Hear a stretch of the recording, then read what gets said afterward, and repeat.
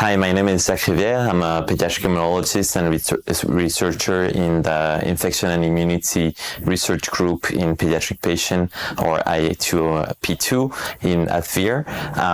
And today I want to thank the VHIR organization to have selected our paper as one of the most impactful for 2025.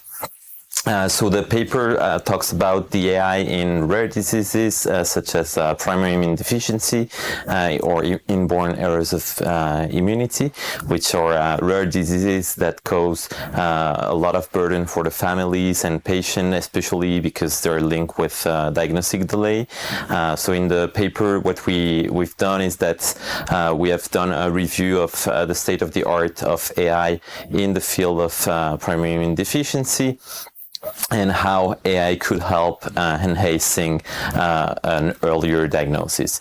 So basically, at the point that we are now, is that AI is really promising. There is a lot of different things that are in the field really rising up, but still the problem that we have is the implementation, to go from papers to real-world implementation, and this will be the challenge of the next years. One of the key challenges is the data that AI is built on, the data from our EHRs and clinical data in general, or genetic data.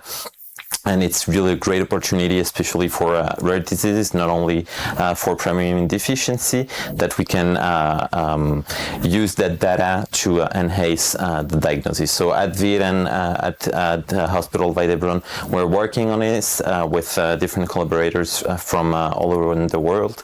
And our idea is that in the future, this can help all the clinicians and also, obviously, the patient and their family to have an earlier diagnosis.